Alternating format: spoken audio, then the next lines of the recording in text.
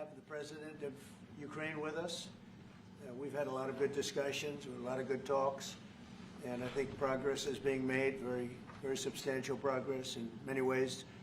We had a good meeting, as you know, just a short while ago with the President of Russia, and I think there's a possibility that something could come out of it, and today's meeting is very important. We have, I guess, the seven very powerful leaders from Europe, and we're going to be meeting with them right after this meeting, and for being here.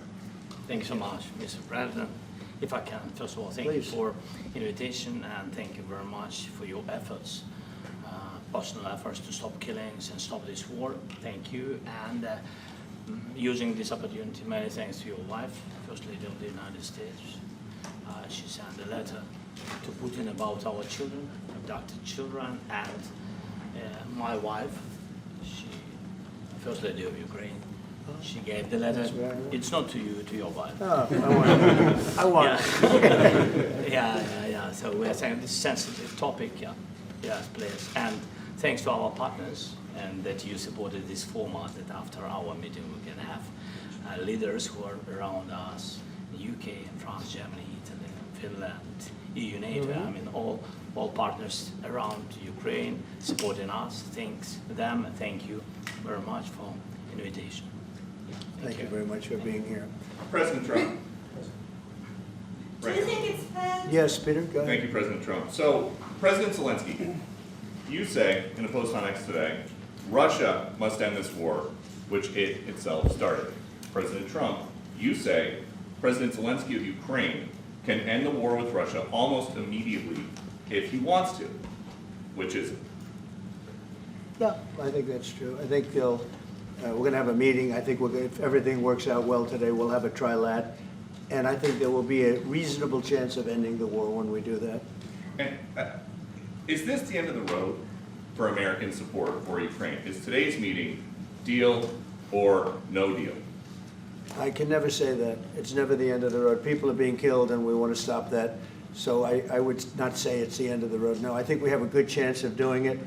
It's been almost 4 years now that a lot of people were killed last week. A lot of people last week. I mean, millions of people killed, but a lot of people last week for whatever reason. A big number, a lot of soldiers, on both sides. And I know the president, I know myself, and I believe Vladimir Putin wants to see it ended. And as you met with Putin on Friday, today you've got President Zelensky here. As you listen to Russia and Ukraine, which side has the better cards? Well, I don't want to say that. I'm just here to be, look, this isn't my war. This is Joe Biden's war. He's the one that had a lot to do with this happening, and we want to get it ended. And we want it to end good for everybody. We want it to end good. The people of Ukraine have suffered incredibly. And to that point, President Zelensky, are you prepared to keep sending Ukrainian troops to their deaths for another couple years, or are you going to agree to redraw the maps? Thank you for your question. So, first of all, we live under each day attacks. That today have been a lot of attacks and a lot of wounded people, and the child was dead, small one year and a half. So we need to stop this war, to stop Russia, and we need support American and European partners, and we will do our best for this. And I think we show that we are strong people, and we supported the idea of the United States, personally of President Trump, to stop this war, to make a diplomatic way of finishing this war, and we are ready for trilateral, as President said. This is a good signal about trilateral. I think this is very good. Thank you. Mr. President,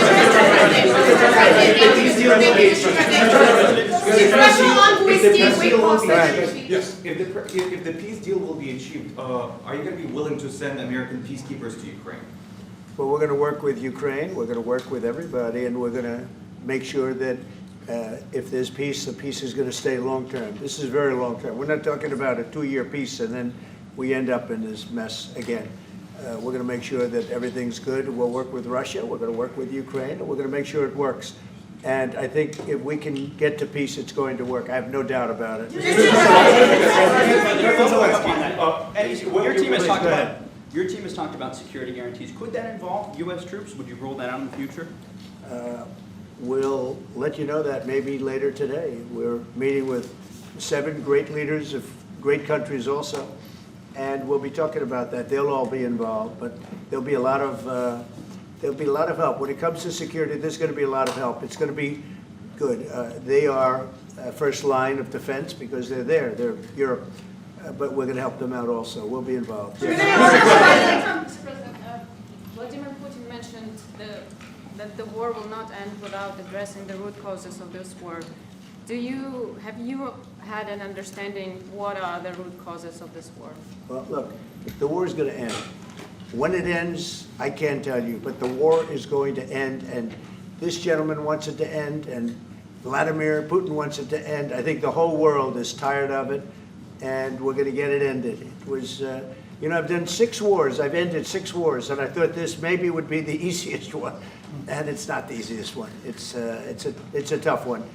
A lot of reasons for it, and they'll be talking about it for a long time, but they'll be talking about the others. Look, India, Pakistan, we're talking about the big places. When you look at, you just take a look at some of these wars. You go to Africa and take a look at that. Rwanda and the Congo, Republic of the Congo. That's been going on for 31 years.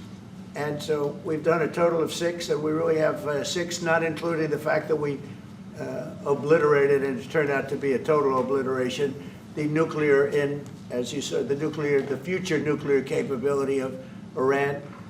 And this one, I think we're going to get solved also. I feel confident we're going to get it solved. Like guarantees or like special envoy put forward. Thank you, Mr. President. Can you tell us about your conversations with European leaders and what they need to see to support an end to the war? Yeah, well, we're going to be meeting with a great representative group and 7 very powerful, very big countries, and great people, all friends of mine and friends of yours. And we're going to have some suggestions made. They want to see peace. They would like to see peace. President Russia? You said last In night the red, in the red. President Trump, do you think it's fair to, for Ukraine and for Russia to achieve a lasting and durable peace if Ukraine cedes its territories that Russia hasn't yet conquered? Do you think it's a fair peace for Ukraine? We're going to have a lasting peace. Just to answer the first part of your question, we're going to have a lasting peace. I hope it's going to be immediately. I hope it doesn't have to go on. And I think people of the whole world is going to be very happy when that's announced. Just a Yeah, follow-up. Mr. President, you posted on social media, Mr. President, a very touching letter from the First Lady, and the letter was hand-delivered to President Putin, and it calls for an end to the war, essentially, because of the children and the children's future. Why did the First Lady feel that letter was necessary? Was it because she believes that Mr. Putin is the aggressor in the war? Is a similar letter being hand-delivered to President Zelensky? So the First Lady felt very strongly. She's watched the same thing that you watch and that I watch. I see things that you don't get to see, and it's horrible. But when she's got a great love of children, she has a wonderful son that she loves, probably more than anybody, including me. I hate to say it, but she loves her son. She loves children, and she hates to see something like this happening. And that goes for other wars too. I mean, she sees the heartbreak, the parents, the funerals that you see on television. Always funerals. We want to see something other than funerals. No, she felt. It was a beautiful letter. It was very well received by him. And she did ask me to say, she would love to see this end. She would love to see it end. And she says it very openly, very proudly, and with great sorrow because so many people have been killed. Mr. President, last week, Brian, go ahead, Brian. Yes, sir. I've got a question for each of you. Yes. First of all, President Zelensky, you look fabulous in that suit. I said the same thing. Yeah, you look good. I said the same thing. Yeah, looks Isn't good that on nice? you. That's the one that attacked you last time. See, now he's in. I remember that. Yeah, I apologize to you. You look wonderful. No, my first question for you, President But you Zelensky. are in the same suit. You see, I changed, you are not. Maybe yours is much better than mine. Real quickly, upon peace, God willing we get peace, are you open to holding an election in your country? Yes, of course. We are open for election, yes. We have to do safety circumstances. And a little bit, we need to work in the parliament, because during the war you can't have elections, but we can do security. We need, maybe, how to say, we need a truth, yes, everywhere, in the battlefield, in the sky, in the sea, yeah, to make possible for people to do democratic, open, legal elections. So you say we're ready. during the war, you can't have elections. So let me just say, 3.5 years from now, so you mean if we happen to be in a war with somebody, no more elections? Oh, that's good. I wonder what the fake You like news this is idea? gonna say. Yeah. No, this is- No. Speaking of news, I got a question for you. This sounds insane for me even to ask this, but do you think the American media really doesn't even want a peace deal because they've seen they've been so critical of you every step of the way as you lead the charge for peace? It's an amazing phenomenon. I said that if in the settlement you got Moscow, St. Petersburg, and thousands of miles around them, they would say, I made a bad deal.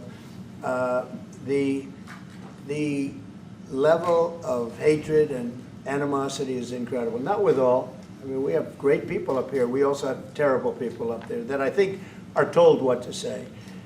But, you know, in solving all of these wars, they don't even write about it. You know, I saw major wars. I saw wars that have been going on for 31, 35, and 37, and a couple of quicker ones. One that was going to go into a full-blown deal very quickly. You know what the one I'm talking about. It was a big one. But they don't even write about that. No matter what I do, no matter what, and you know, this is not anything to do with you. It's probably to your advantage in a certain way. But no matter what I do, no matter what deal I make, from my standpoint, you'll come out good. Maybe President Putin will come out good. But they'll say, Trump was absolutely horrible. It's just that, and I've lived with that for a long time. I've lived with it since just before the first election. I used to get great publicity. Now I get the worst publicity anyone's ever gotten in office, but I won in a landslide, so the people understand. They're the only ones that count, ultimately. But I've also had great reporters. I've had journalists that are very good. But it's very sad when you do the right thing. As an example, they said, because of the fact that Vladimir Putin came to American soil, this was a tremendous defeat for Donald Trump. No, it was really wonderful that he did it. It was a hard thing for him to do, to be honest with you. It was the opposite of what they said, but they said it. Now, if he didn't come, they'd say that was also bad for Trump. You know, there's no way. And there's just a great dishonesty of the press, and I think that's why it's lost its credibility. You know, its credibility is at an all-time low. We have a thing going on right now in D.C. We went from the most unsafe place anywhere to a place that now friends are calling me up, Democrats are calling me up, and they're saying, sir, I want to thank you. My wife and I went out to dinner last night for the first time in 4 years, and Washington, D.C. is safe, and you did that in 4 days.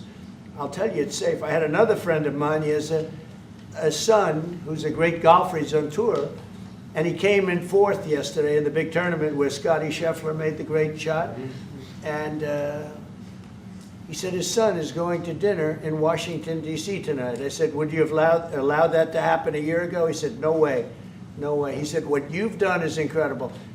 And I think the people realize it. But the press says, he's a dictator, he's trying to take over. No, all I want is security for our people. But people that haven't gone out to dinner in Washington, D.C. in 2 years are going out to dinner. And the restaurants the last 2 days were busier than they've been in a long time. Sir, Thank I you. walked around yesterday with MTG. If you could walk around with DC with MTG and not be attacked, this city is safe. Yeah, it's Sir, good. on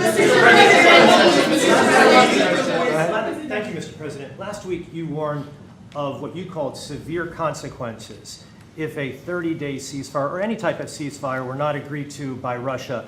Will there be severe consequences? Does that change because of I your don't meeting think you with need a President Putin? ceasefire. You know, if you look at the 6 deals that I settled this year, they were all at war. I didn't do any ceasefires. And I know that it might be good to have, but I can also understand strategically why, well, you know, one country or the other wouldn't want it. You have a ceasefire and they rebuild and rebuild and rebuild, and, you know, maybe they don't want that. But if you look at the 6 deals that we made peace and you know, long-term, long-running wars, I didn't do any ceasefires. Would I like the concept, you know, I like the concept of a ceasefire for one reason, because you'd stop killing people immediately, as opposed to in 2 weeks or 1 week or whatever it takes. But we can work a deal where we're working on a peace deal while they're fighting. They have to fight. I wish they could stop. I'd like them to stop. But strategically, that could be a disadvantage for one side or the other. But all of these deals I made without even the mention of the words ceasefire. President Zelensky, are Can you you disappointed that there's no explain the ceasefire? decision to offer Ukraine Article 5-like security guarantees, but stop short of pushing for their full membership? Yeah, well, we haven't done anything on that yet. If you look back and you go back long before President Putin, it was always a statement that they would never allow Ukraine into NATO. So that was a statement that was made, but we haven't discussed any of that yet. We're going to be discussing it today.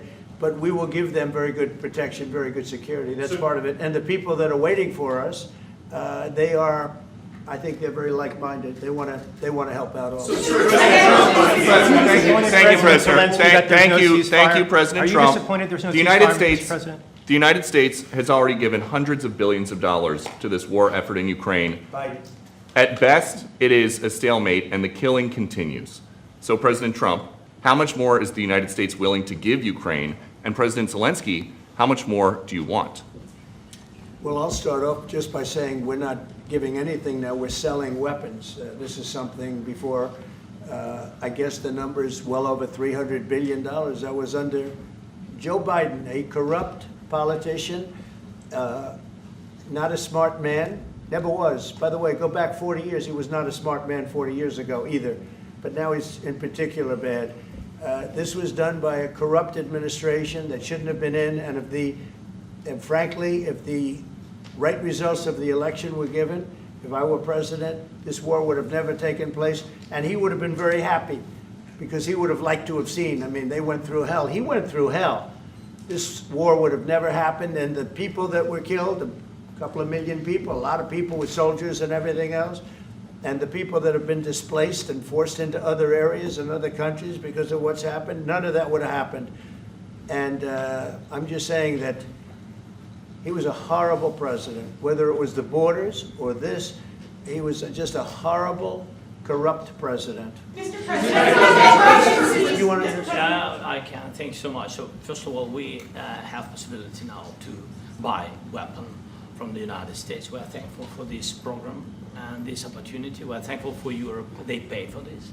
And through NATO program, for example, Pearl and etc., we have some programs where we can have some money to finance this. And this is a part, I think, it's not a part for the war and to defend us. It also will be a part for security guarantees, to strengthen our army, to rearm Ukrainian army. This is very, very important.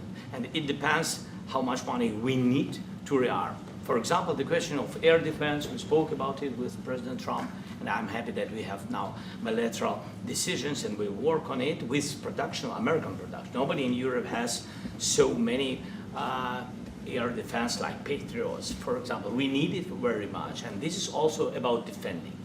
I think the good news, we make the best military equipment in the world by far. You mentioned the Patriots. How good are they? Systems. We have systems, they're literally 100% foolproof. And it's really like shooting two bullets, two bullets hitting each other in the air in a space like this. The chance is 100%. It's 99 to 100%. So we sell the equipment to NATO, and NATO does what, I don't know what the arrangement is that you have with, but I know that they want you to have the equipment. And we're getting the best equipment in the world, but they pay us for the equipment. Under Biden, it was just crazy what was going on. I believe the number is over 300. I think it could be $350 billion worth of equipment and money and everything else. And we've made more progress in settling this war in the last 2 months than they made in 4 years. This should have been settled a long time ago, but it should have never happened. Yeah, please. Thank you, Mr. President. You pushed out on social media. All right, Brian, go first. You pushed out on social media about doing away with mail-in ballots and potentially electronic voting machines. Can you expand on that and how important Well, that is? that's a very off-topic, just really quickly. Mail-in ballots are corrupt. Mail-in ballots, you can never have a real democracy with mail-in ballots. And we, as a Republican Party, are going to do everything possible that we get rid of mail-in ballots. We're going to start with an executive order that's being written right now by the best lawyers in the country to end mail-in ballots because they're corrupt. And you know that we're the only country in the world, I believe, I may be wrong, but just about the only country in the world that uses them because of what's happened, massive fraud all over the place. The other thing we want change are the machines. For all of the money they spend, it's approximately 10 times more expensive than paper ballots. And paper ballots are very sophisticated with the watermark paper and everything else. We would get secure elections. We'd get much faster results. The machines, I mean, they say we're going to have the results in 2 weeks. With paper ballots, you have the results that night. Most people, but most people, many countries use paper ballots. It's the most secure form. So between paper ballots, very, very important, paper ballots, and I think maybe even more important, the mail-in voting. We're going to end mail-in voting. It's a fraud. If you have mail-in vote, even Jimmy Carter with this commission, they set it up. He said the one thing about mail-in voting, you will never have an honest election if you have mail-in. And it's time that the Republicans get tough and stop it because the Democrats want it. It's the only way they can get elected.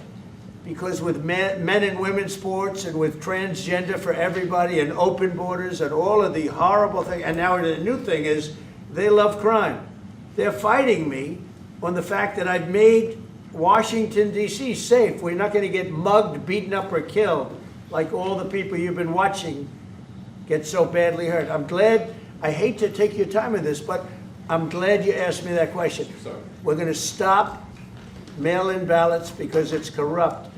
You know, when you go to a voting booth and you do it the right way and you go to a state that runs it properly, you go in, they even ask me, they asked me for my license plate, for identity. I said, I don't know if I have it. They said, sir, you have to have it. I was very impressed, actually. But it's very hard to cheat with mail-in voting. As you know what happens in California, it's so corrupt, where some people get 5, 6, 7 ballots delivered to them. Now, we got to stop mail-in voting, and the Republicans have to lead the charge. The Democrats want it because they have horrible policy. If you have mail-in voting, you're not going to have many Democrats get elected. That's bigger than anything having to do with redistricting, believe me. And the Republicans have to get smart. We're not going to have a country. I said for a long time at rallies, you need borders and you need free and fair elections. Those two things, otherwise you don't have. We have strong borders now. In 90 days, Mr. President, we didn't have 1, 0, 0, and 3 months. Not one person came in illegally into our country. In fact, even I find that hard to believe, but it's run by a little bit of a liberal group that put out the numbers, so I guess it's, but 0, 0, and 0. You go back a year ago, 2 years ago, 3, millions of people poured into our country. It was terrible. Thank you very much. President Zelensky, what security guarantees do you need from President Trump to be able to make a deal? Is it American troops, intelligence, equipment? What is it? Everything. And really, it includes 2 parts. First, strong Ukrainian army. That's what I began to discuss with your colleagues.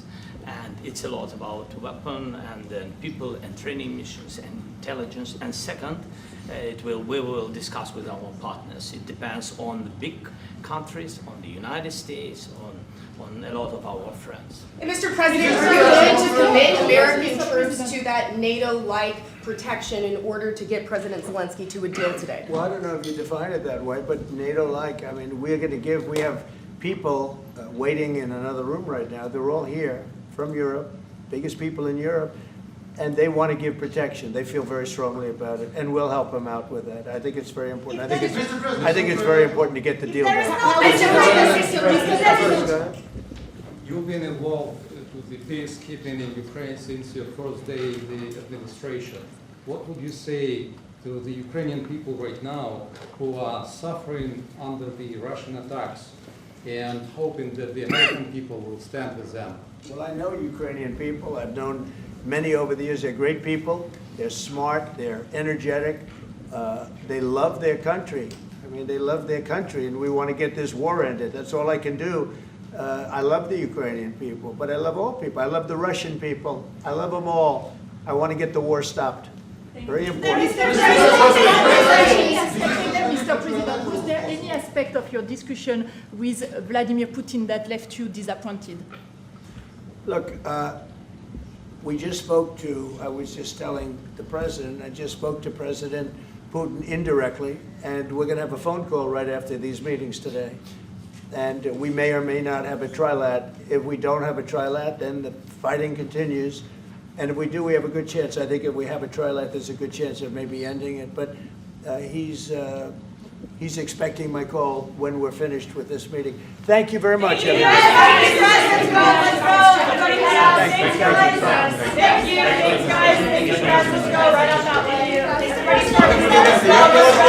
Let's go, guys.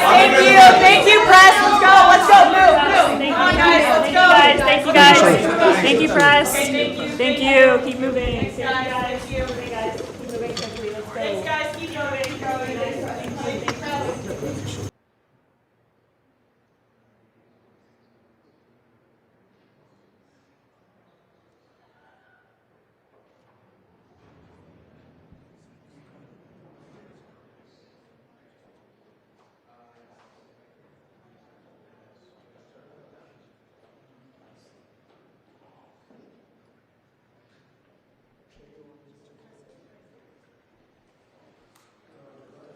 Hello, everybody. Now understand.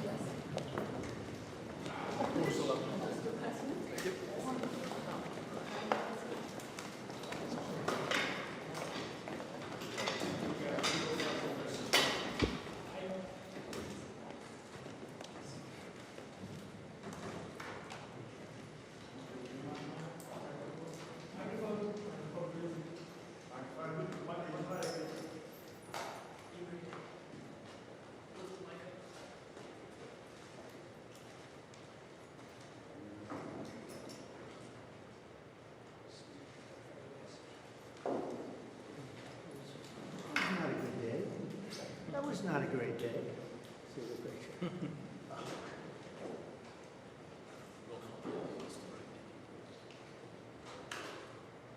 Is everything okay? You all set? Thank you very much. Thank you very much. Appreciate it.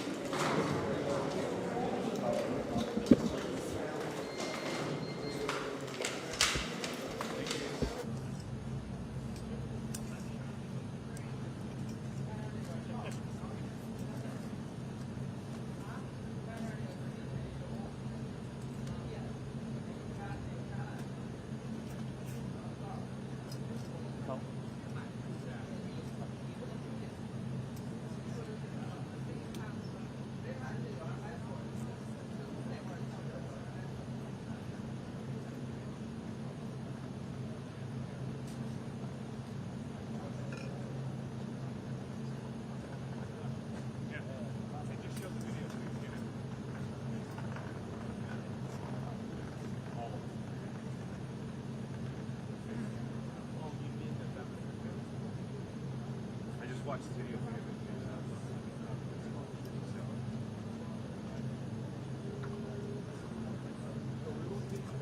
No, because the delegation ban left too.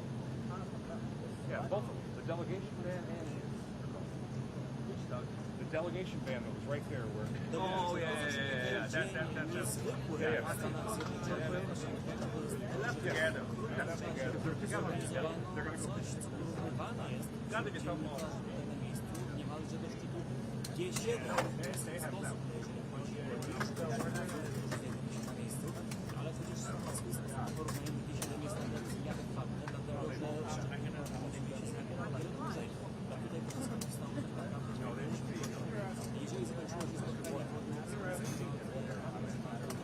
You add it all up.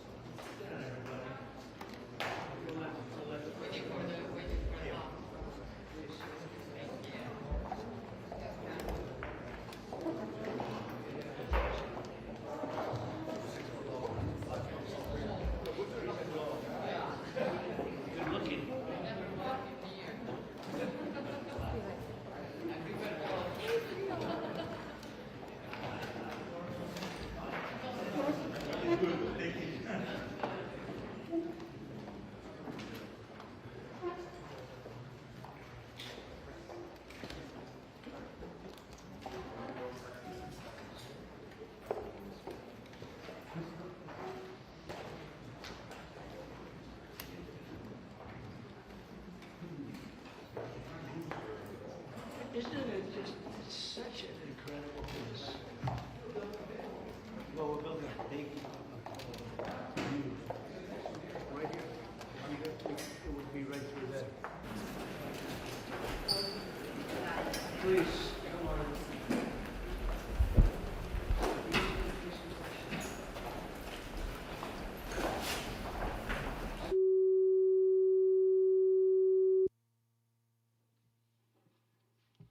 I think we're going to have a successful talk today. Yeah, me too. Please, come on in. Do you guys want to take some questions or anything? Feel ready? Huh? Sit. Hi, Mark.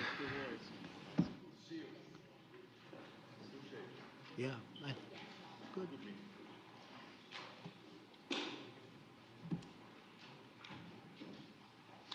Well, thank you very much. It's a great honor to have you here. Special place. White House is special no matter where you're from. Represents so much, and it really is beautiful. And thank you for all of the wonderful things that took place today. We've had a very successful day thus far. Important discussions as we work to end the killing and stop the war in Ukraine. We're all working for the same goal. Very simple goal. We want to stop the killing, get this settled. I've just had the honor of being with President Zelensky and all of the discussions that we've had. We covered a lot of territory, and I spoke indirectly with President Putin today. We're going to call President Putin right after this meeting. I'm sure we're going to have a solid meeting, good meeting, maybe a great meeting, and we're going to try and work out a trilat after that and see if we can get it finished. Put this to sleep, because this is not since the Second World War has there been anything like this. So I'm honored to welcome NATO Secretary General Mark Rutte, who's a great gentleman, great political leader in Europe generally, but now he's the NATO Secretary General, and you're doing a fantastic job. Thank you very much, Mark. Prime Minister Starmer of the United Kingdom, our friend and my friend, and doing really well, and people like him a lot. We all like him. Everyone knows President Macron of France, who's been with me from the beginning, one of the first people I met as a foreign dignitary, and I liked him from day one. and I like him even more now. That's pretty good. That's unusual. That's a pretty unusual thing. Prime Minister Meloni of Italy, who's a really a great leader and an inspiration over there. She's served now, even though she's a very young person, she's served there for a long period of time relative to others. They don't last very long. You've lasted a long time. You're going to be there a long time. Chancellor Merz of Germany, who is a very strong person and a very strong leader and very highly respected in Germany. And he's my friend, and it's an honor to have him as my friend. Thank you very much. Very good. You look great with your tan. Where did you get that tan? I want to get a tan like that. President Stubb of Finland, and he's somebody that, where are we here? Where? Oh, you look better than I've ever seen you look. But you've done a great job, and we wanted to have you here because you're somebody that we all respect. And you've had a lot to do with the success, I think, and the potential success. And thank you very much for being here. We appreciate it. And the President of the European Commission, Ursula von der Leyen, who is somebody that we just made a big deal with all of those countries. I don't know. I think you might be more powerful than all these guys at this table. I don't know. But we had a great negotiation, and you're respected all over the world. So I want to thank you very much for being here. It's a great honor to have you.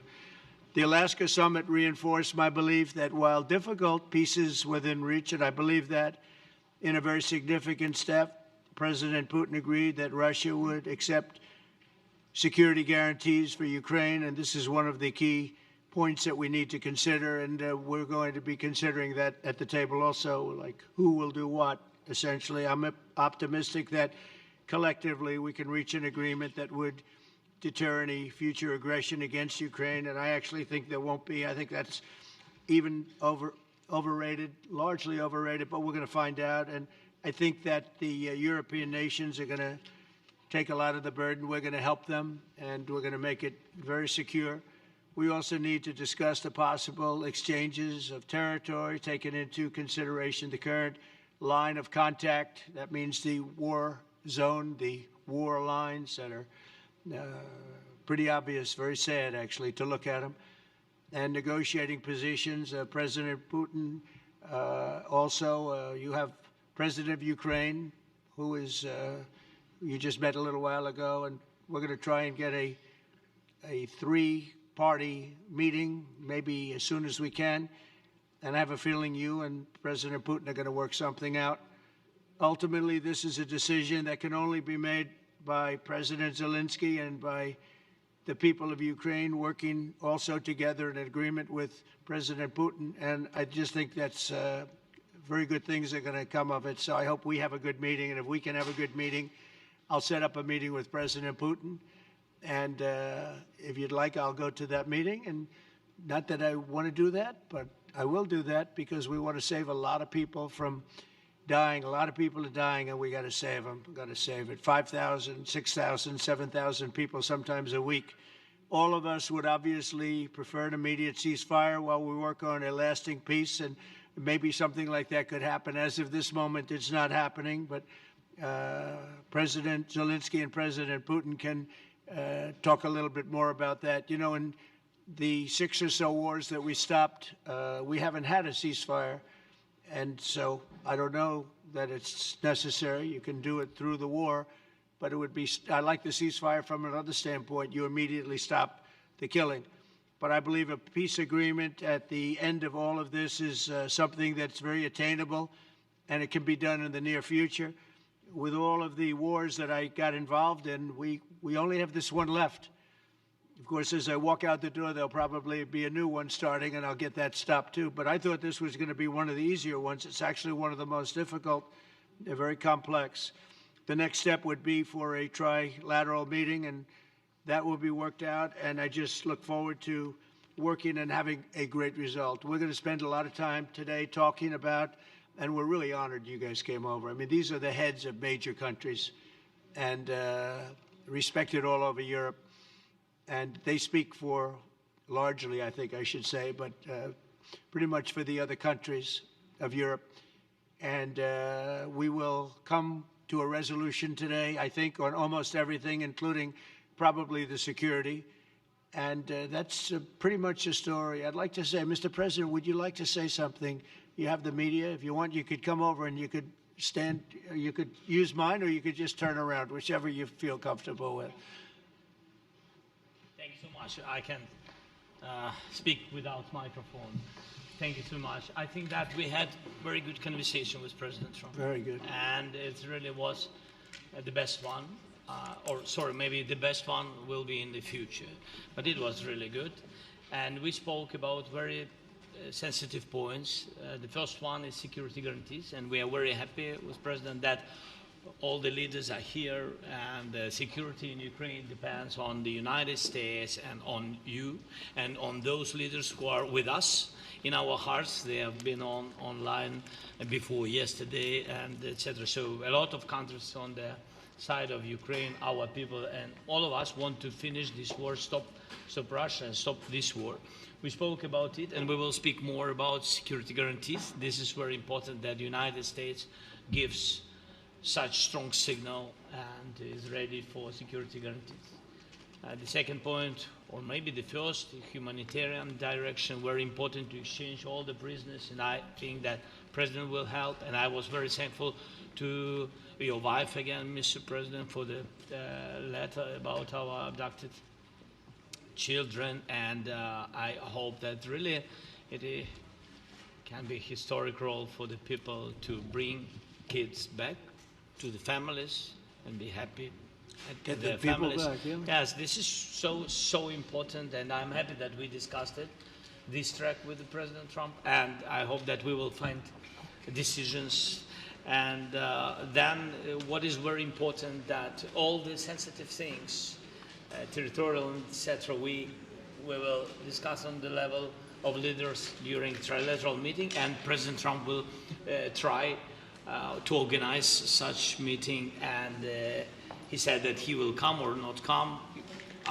Ukraine will be happy if you will both participate. want me there, I will be there. Yeah, thank you. And I think this is very important.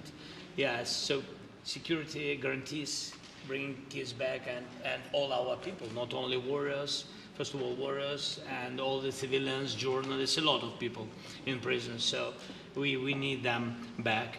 And guarantees which will work for the years. We spoke about it, and I showed the President a lot of details on the battlefield, on the map. Thank you so much. Thank you for the map, by the way.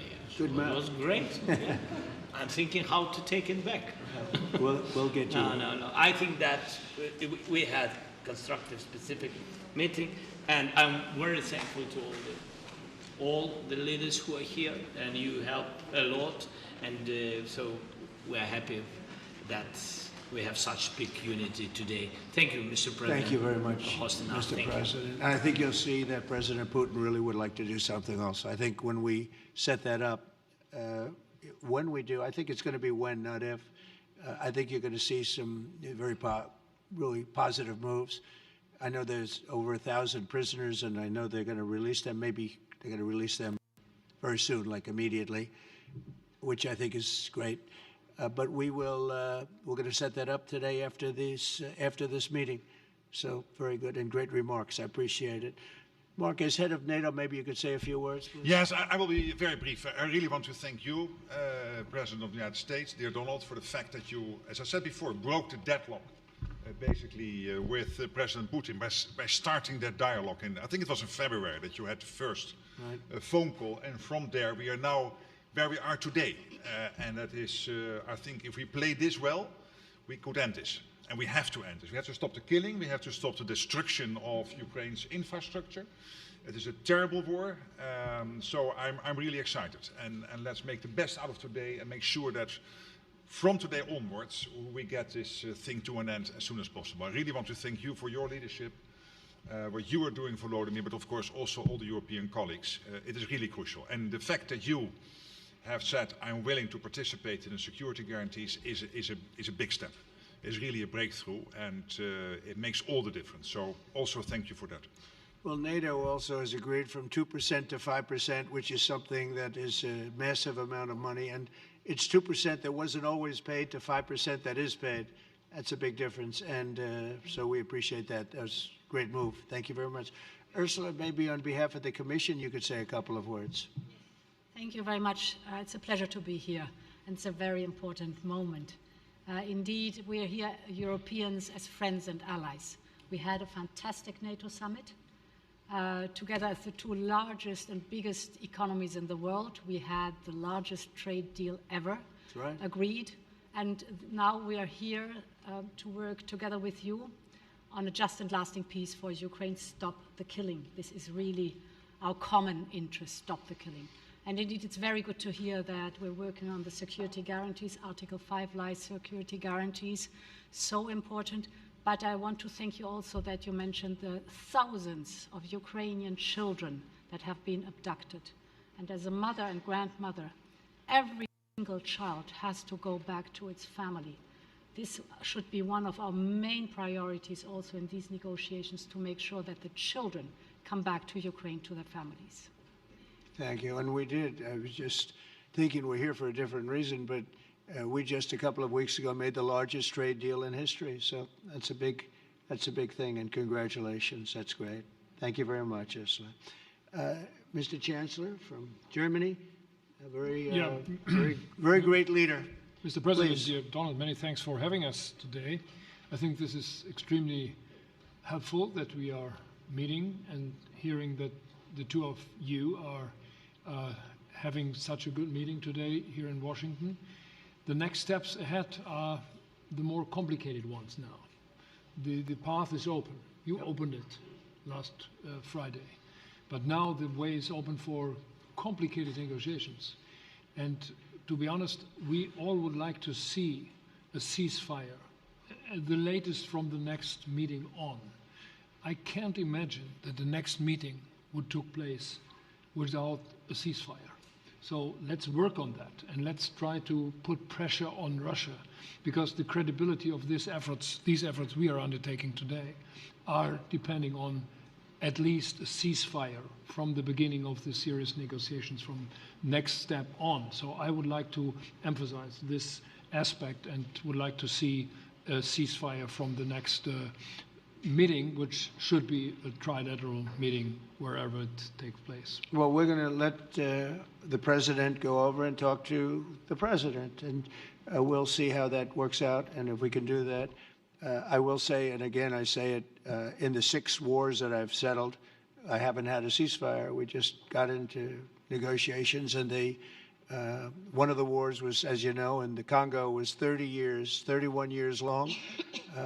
Another one that we settled last week with 2 great countries was 35 years going on, and we had no ceasefire. So if we can do the ceasefire, great.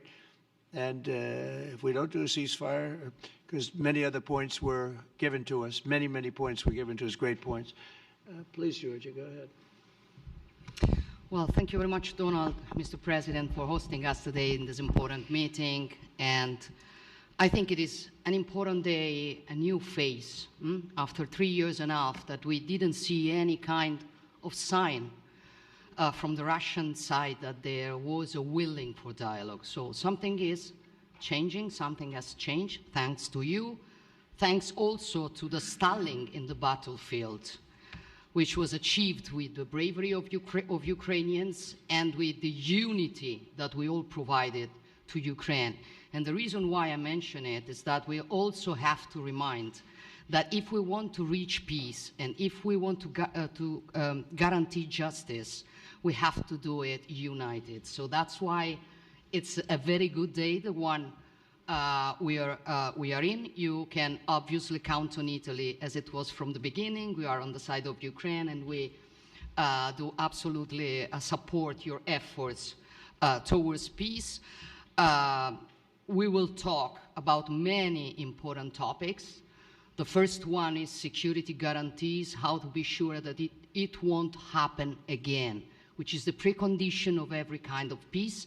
I'm happy that we will discuss about that. I'm happy that we will begin from a proposal, which is the, let's say, Article 5 model, which was Italian at the beginning. So we are always ready to bring our proposals for peace, for dialogue. It's something we have to build together to guarantee peace and to defend the security of our nation. So thank you, Mr. President, for hosting us. Thank you very much. Emmanuel? Thank you, Mr. President, for organizing this meeting and for your commitment. And everything was said, but I just have to say here, everybody around this table is in favor of peace. And we work very hard, and we've worked very hard during the past few years to have a peace which is a robust and long-standing peace.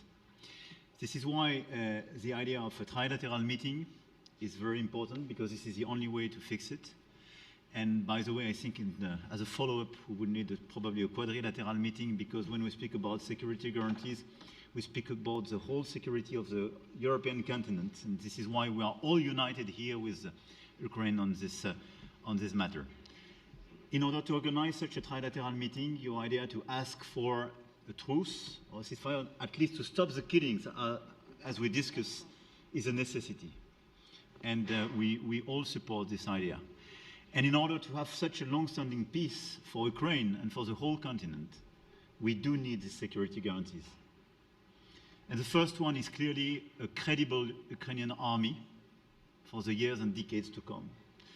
And the second one is our own commitments, all of us. And we worked very hard during the past few months amongst the coalition of the willings, with the support of NATO, to build the different pillars of security guarantees and our commitments. And you can be sure that the Europeans are very lucid about the fact that they have their fair share in these security guarantees for Ukraine, but their own security is clearly at stake in this situation.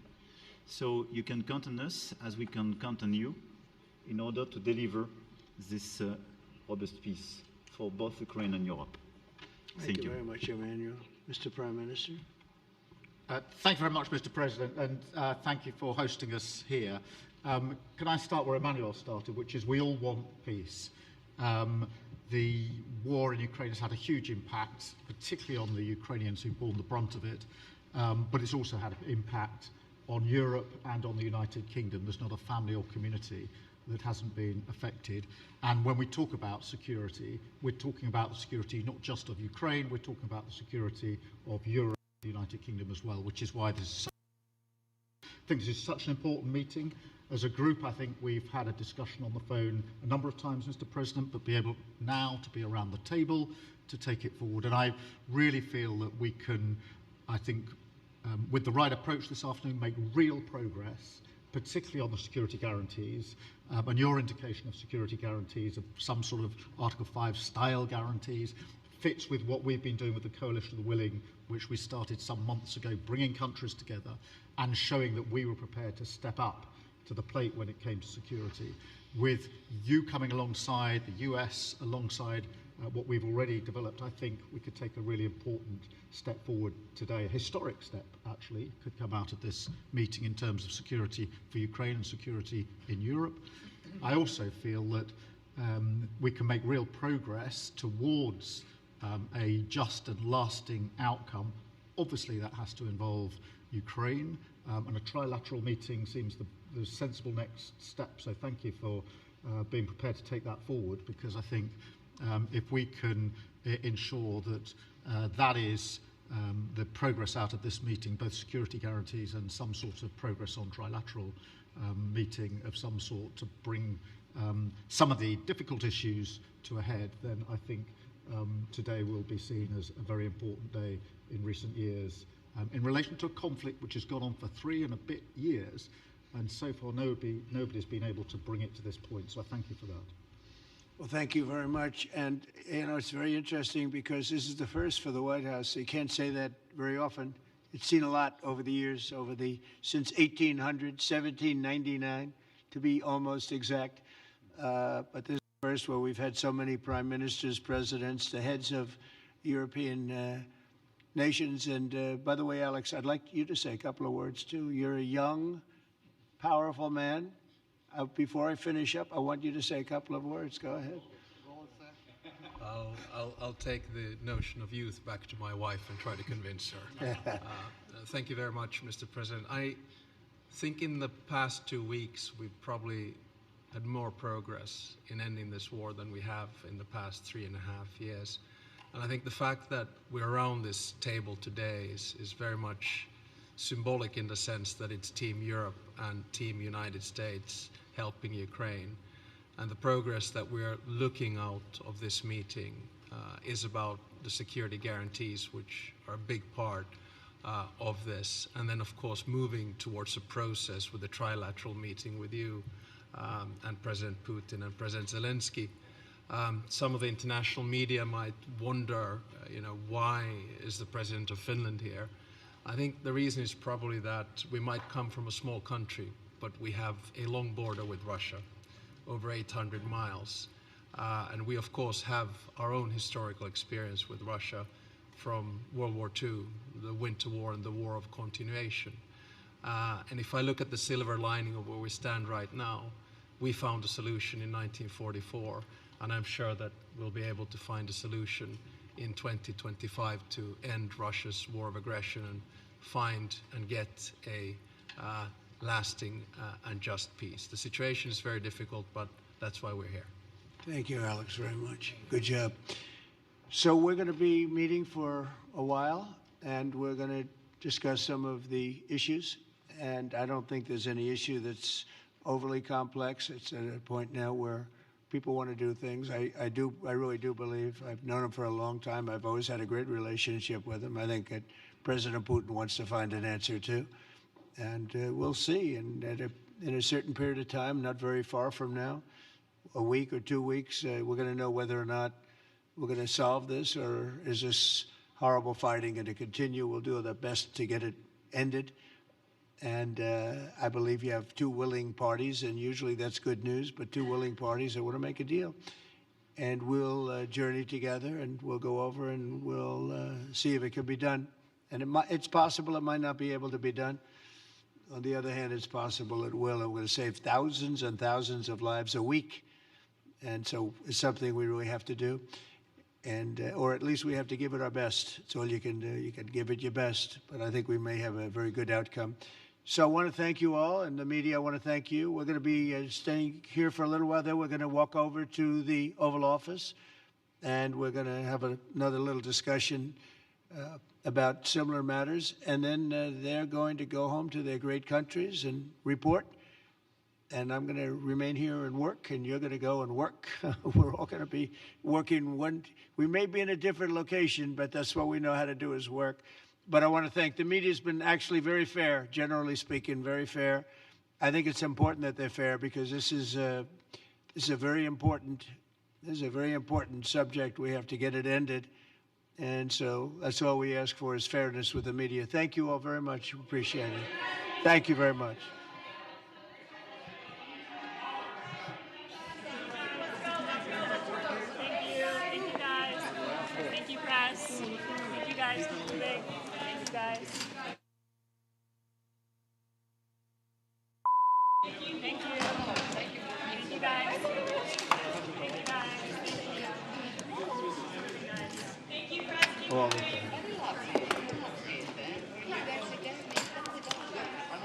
Wir haben eine sehr intensive Beratung im Weißen Haus hinter uns. Sie alle haben das Gefühl, das sind in der Tat schicksalhafte Tage für die Ukraine und für Europa. 3 Tage nach dem Treffen in Anchorage in Alaska zwischen Präsident Trump und dem russischen Präsidenten ist der ukrainische Präsident Volodymyr Zelensky heute nach Washington gekommen, um die nächsten Schritte zu besprechen. Ich bin dankbar, dass Emmanuel Macron, Keir Starmer und andere europäische Partner zusammen mit mir heute hier sein konnten. Wir sind gekommen, um Volodymyr Zelensky zu unterstützen und auch gemeinsame europäische Interessen zu bewahren. Wir haben uns in einem sehr offenen Gespräch mit Präsident Trump beraten. Die Abstimmungen haben in den letzten Tagen ja intensiv schon begonnen. Heute haben wir sie fortgesetzt und es sind im Wesentlichen 4 Botschaften. Erstens, eine echte Verhandlung kann es nur auf einem Gipfel geben, an dem die Ukraine selbst auch teilnimmt. Ein solcher Gipfel ist nur denkbar, wenn die Waffen schweigen. Ich habe diese Forderung heute noch einmal erneuert. Zweitens, ein solcher Gipfel muss gründlich vorbereitet sein. Ob der russische Präsident den Mut haben wird, zu einem solchen Gipfel zu kommen, das wissen wir nicht. Deswegen braucht es Überzeugungsarbeit. Wir haben diese Themen heute besprochen und Sie haben das mitbekommen. Es hat eine Unterbrechung gegeben. In der Zeit hat der amerikanische Präsident mit dem russischen Präsidenten telefoniert und verabredet, dass es ein Treffen zwischen dem russischen Präsidenten und dem ukrainischen Präsidenten innerhalb der nächsten 2 Wochen geben wird. Dieses Treffen soll an einem Ort stattfinden, der noch vereinbart werden muss. Präsident Trump hat sich bereit erklärt, danach erneut zu einem Dreiertreffen einzuladen, sodass die Verhandlungen jetzt wirklich aufgenommen werden können. Den dritten Aspekt, den ich ansprechen möchte, der Ukraine, und darüber ist auch heute nicht gesprochen worden, dürfen keine Gebietsabtretungen aufgezwungen werden. Die russische Forderung, Kiew möge die freien Teile des Donbass aufgeben, entspricht nur, um es einmal von den Dimensionen deutlich zu machen, in der Dimension dem Vorschlag, als wenn die USA auf Florida verzichten müssten. Ein souveräner Staat kann sowas nicht so einfach einmal entscheiden. Das ist eine Entscheidung, die muss die Ukraine im Laufe der Verhandlungen selbst treffen. Viertens, wir haben sehr nachdrücklich die Ankündigung von Präsident Trump begrüßt, der Ukraine Sicherheitsgarantien zu geben. Diese Sicherheitsgarantien haben eine sehr lange und intensive Diskussion erfordert. Am Ende steht, dass die Vereinigten Staaten von Amerika bereit sind, Sicherheitsgarantien zu geben, dies auch mit den Europäern zusammen zu koordinieren. Es wird also im Falle eines Friedensabkommens entsprechende Sicherheitsgarantien für die Ukraine geben. Das ist der Stand der Diskussion des heutigen Tages. Ich will noch einmal sagen, das hat alles in einer sehr guten, sehr konzentrierten Atmosphäre stattgefunden. Sie haben die Bilder ja auch gesehen. Das Vorgespräch zwischen Präsident Trump und Präsident Zelensky war ausgesprochen gut. Es hat auch wirklich in einer sehr gelösten Stimmung stattgefunden und wir haben verabredet, dass wir auch in den nächsten Tagen und Wochen weiter eng zusammenarbeiten und auch weitere Treffen miteinander verabreden. Morgen wird es zunächst eine Videokonferenz der Koalition der Willigen geben. Das sind insgesamt 32 Staaten auf der ganzen oder 30 Staaten auf der Welt, die bereit sind, der Ukraine weiter zu helfen. Es wird dann um 13 Uhr deutscher Zeit einen Sonderrat der Europäischen Union geben, also einen Europäischen Rat, bei dem diejenigen, die heute aus Europa, aus der Europäischen Union an diesem Treffen teilgenommen haben, berichten werden über den Verlauf der Gespräche, die wir heute geführt haben. Ich will mich noch einmal ausdrücklich bedanken bei den Kolleginnen und Kollegen, die aus Europa teilgenommen haben. Ich sage bewusst nicht der Europäischen Union, sondern auch Keir Starmer als Ministerpräsident des Vereinigten Königreichs. Wir waren gut vorbereitet, gut abgestimmt. Wir haben auch dieselben Standpunkte vertreten. Das, glaube ich, hat dem amerikanischen Präsidenten auch durchaus zugesagt, in dem Sinne, dass er es bemerkt hat, dass wir Europäer hier mit einer Stimme sprechen. Das war mir, wie Sie alle wissen, besonders wichtig. Deswegen war es auch gut, dass wir uns in den letzten Tagen so viele Stunden Zeit genommen haben, dieses Treffen hier heute in Washington vorzubereiten. Ich will nicht verhehlen, dass ich nicht sicher war, dass es heute so verläuft. Das hätte auch anders verlaufen können, aber meine Erwartungen sind eigentlich nicht nur getroffen, sondern übertroffen worden, was dieses Treffen heute betrifft. Der Präsident war sehr offen auch für humanitäre Fragen. Wir haben zum Beispiel die Frage der über 19.000 entführten Kinder aus der Ukraine sehr intensiv diskutiert. Der Präsident Zelensky hat ihm noch mal ein Beispiel gezeigt, wie diese Familien da auseinandergerissen werden. Das war auch unmittelbar vor dem Telefonat mit Putin. Insofern war das auch, glaube ich, emotional für den amerikanischen Präsidenten wichtig, einmal auch persönliches, menschliches Schicksal zu sehen, das dort in der Ukraine jetzt seit 3,5 Jahren jeden Tag zu sehen ist. Also von daher auch nicht nur rein sachlich und sehr faktenorientiert, sondern auch mit einem sehr hohen Maß auch an emotionaler Zuwendung, gerade was die Menschen in der Ukraine und ihr persönliches Schicksal betrifft. Ich will mich bei Präsident Trump bedanken für die Gastfreundschaft heute im Weißen Haus. Wir waren fast über 5 Stunden da. Es war eine gute Abfolge von Treffen und wir haben verabredet, dass wir in sehr engem Kontakt bleiben in den nächsten Tagen und Wochen, um jetzt diese Initiative, die begonnen hat, auch zu einem guten Ende zu führen. Es liegt aber auch noch eine Menge Arbeit vor uns in den nächsten Tagen und Wochen, aber wir sind entschlossen, sie auch zu leisten. Vielen Dank. Ines Pohl. Mr. Chancellor, would you be willing to send German peacekeeping troops to Ukraine? Die Frage, wer sich an den Sicherheitsgarantien in welchem Umfang beteiligt, müssen wir zwischen den europäischen Partnern und mit der amerikanischen Regierung natürlich besprechen. Völlig klar ist, dass ganz Europa sich daran beteiligen sollte. Es geht ja hier nicht nur um das Territorium der Ukraine, es geht um die politische Ordnung Europas. Und dass wir daran auch als Bundesrepublik Deutschland ein hohes Interesse und eine hohe Verantwortung haben, uns zu beteiligen, ist für mich klar. In welchem Umfang, das müssen wir in Europa besprechen. Und das werde ich natürlich auch mit der Koalition in Berlin zu besprechen haben, bis hin zu der Frage, ob wir hier möglicherweise mandatspflichtige Beschlüsse zu fassen haben, die also der Deutsche Bundestag fassen muss. Das ist aber heute zu früh, um darauf eine endgültige Antwort zu geben.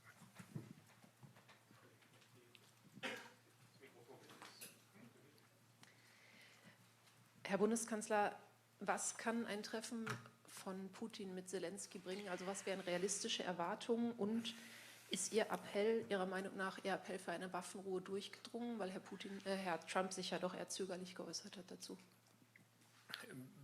Dieses Treffen muss wie alle Treffen gut vorbereitet werden. Das werden wir auch mit Präsident Zelensky tun.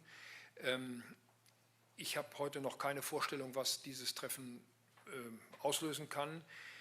Aus meiner Sicht wäre es wünschenswert und mehr als das, dass es nun spätestens mit diesem Treffen auch einen Waffenstillstand in der Ukraine gibt. Präsident Zelensky hat das auch seinerseits zum Ausdruck gebracht, dass er sich kaum vorstellen kann, zu einem solchen Treffen mit Putin zusammenzutreffen, ohne dass es eine Feuerpause gibt. Aber das ist eine Frage jetzt der Verhandlungen, die auch geführt werden müssen. Wie das in den nächsten Tagen und Wochen weitergeht, kann ich Ihnen ebenfalls noch nicht mit Sicherheit sagen. Wichtig ist nur, dass wir jetzt wirklich zusammenstehen, dass wir zusammenbleiben, auch in Europa, und dass es hier auch aus der Europäischen Union heraus keine abweichenden Stimmen gibt, sondern dass wir gemeinsam an diesem Projekt arbeiten, den Frieden in der Ukraine wiederherzustellen. Vielen Dank. Es tut mir leid. So, wir müssen leider los. Bis zum nächsten Mal. Sehr gerne. Vielen Dank, dass Sie uns begleitet haben. Добре розбираючись ні картки, а дуже добре розбираючись в кожному нашому квадратному кілометрі, залитому, вибачте, кров'ю наших бійців. І для мене це дуже чутливий момент. Я хотів про це. Мені здається, що президент почув і бачив це, і були різні моменти, але це важлива інформація. І тому питання території це питання, яке ми залишимо між мною і Путіним. Суспільне, будь ласка.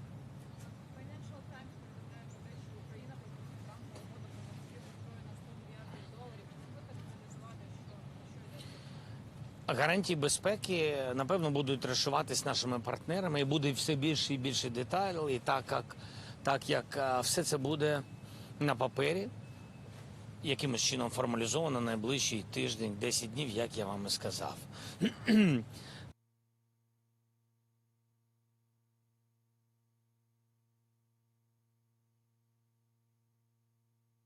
Частина гарантій безпеки – наша частина.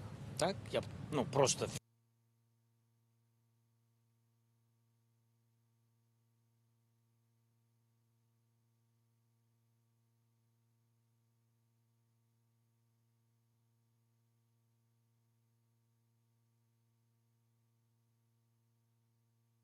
Фізично не буде. Не буде, я маю на увазі, в нашому бюджеті. І для цього повинно бути розуміння у наших партнерів європейських, що нам потрібно знаходити джерело фінансування цього. На якийсь термін, доволі довгий, щоб це була частина гарантій безпеки. Окрім заробітної плати, фінансової підтримки, можна так сказати. У нас може вистачати свого бюджету на всі зарплати. Тоді у нас не буде вистачати, наприклад, грошей відповідно на наше внутрішнє виробництво. Так, як це було зараз. На заробітну плату воїну наші партнери нічого не давали, зрозуміло, не можуть, але вони давали тоді на наше виробництво. Тому, якщо ми будемо самі фінансувати заробітні плати високі нашим воїнам і на таку кількість, нам потрібно буде сильне фінансування виробництва.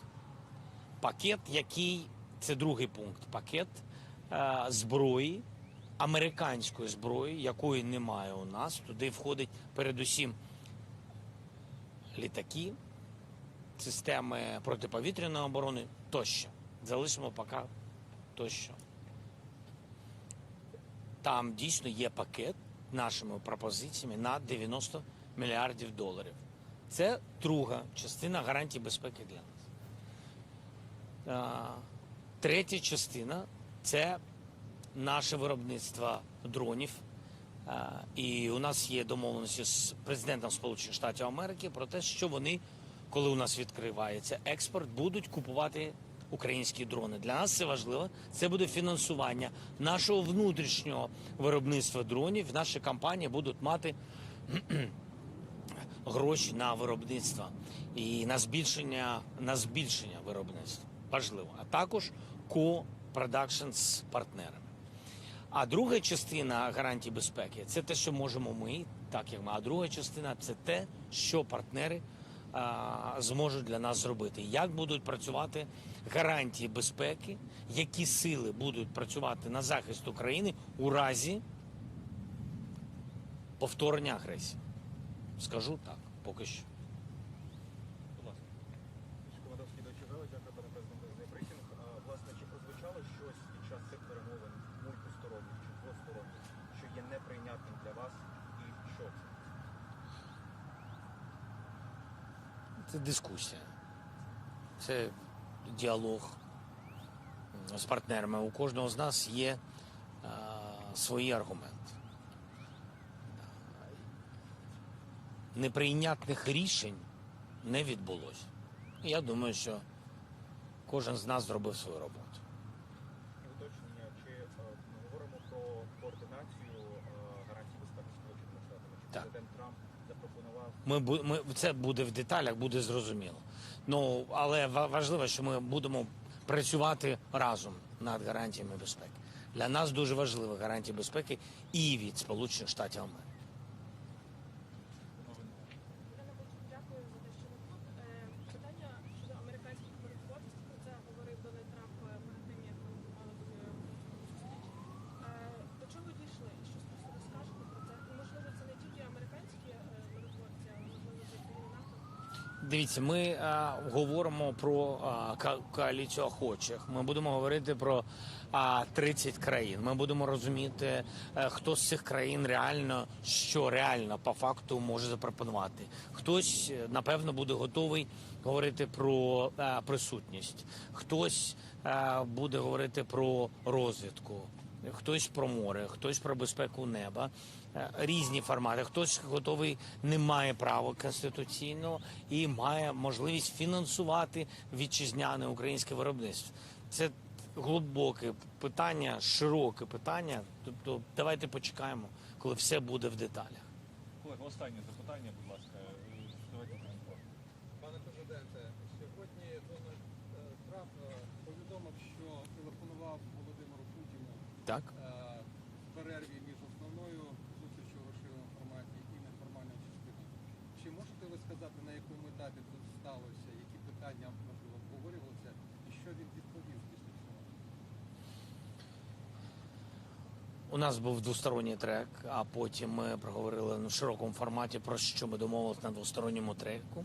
І потім в розширеному форматі більш детально перейшли на наші кроки щодо гарантій безпеки і можливих зустрічей. І після чого президент Трамп сказав, що я зараз тоді піду і буду обговорювати це з Росією, з Путіним, щоби, чесно кажучи, повернутися до вас з фідбеком. І ми проговорили фідбек.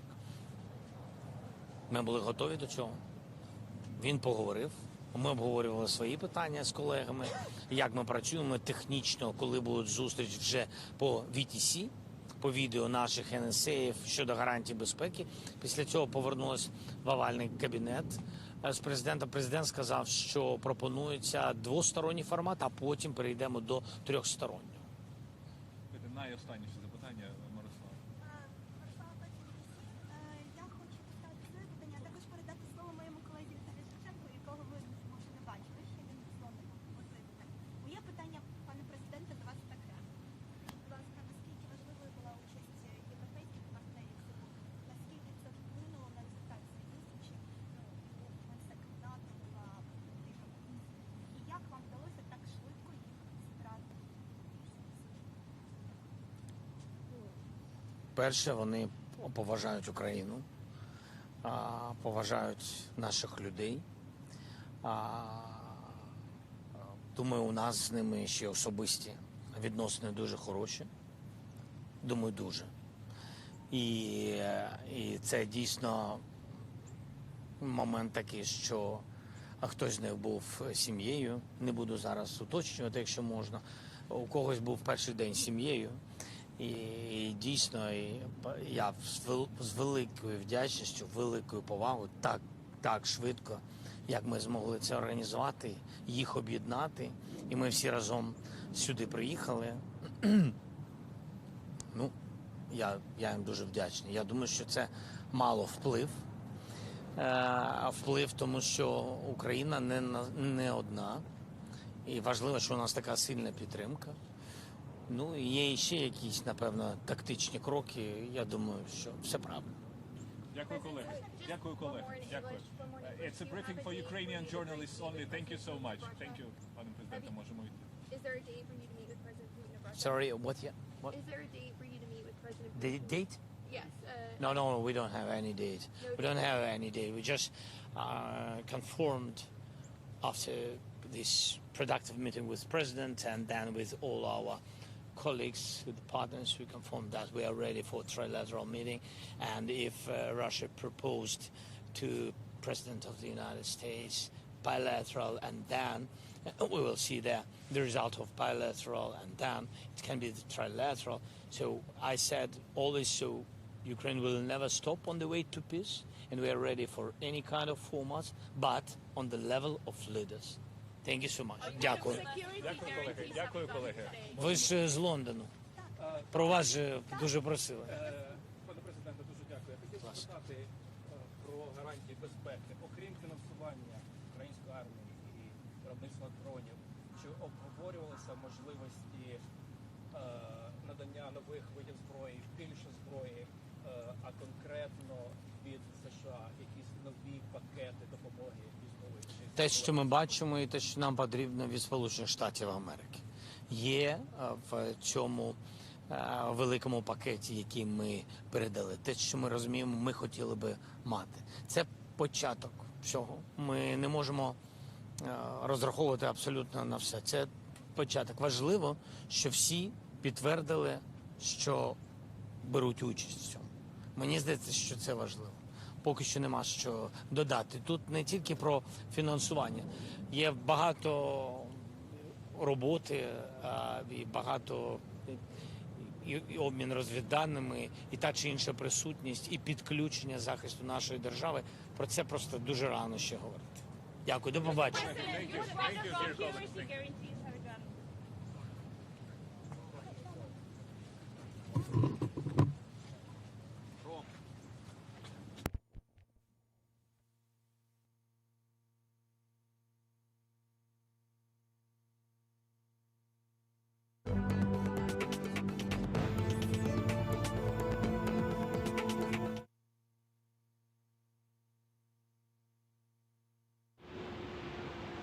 Vous le savez, sous la coordination des chefs d'état-major britanniques et français. Et nous l'avions présenté en juillet entre eux. Le deuxième élément, c'est le principe d'une série de rencontres. Et la nécessité que les tueries cessent pour ces rencontres. Appelons-le trêve ou cessez-le-feu, mais on ne peut pas discuter sous les bombes. Ça a été confirmé par tous. Et à l'issue de notre première réunion, un appel s'est tenu entre le président Poutine et le président Trump.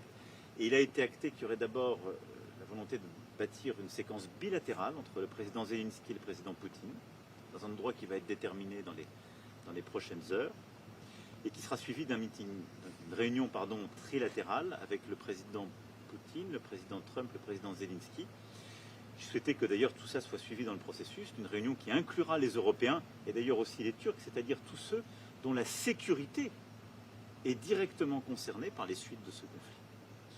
Et c'est, je crois, là une série de rendez-vous qui vont pouvoir scander la suite des opérations. Enfin, le président Trump croit dans sa capacité à obtenir un accord, croit aussi que le président Poutine souhaite un tel accord de paix, et moi je m'en félicite et je veux le croire après les réunions qu'ils ont eues.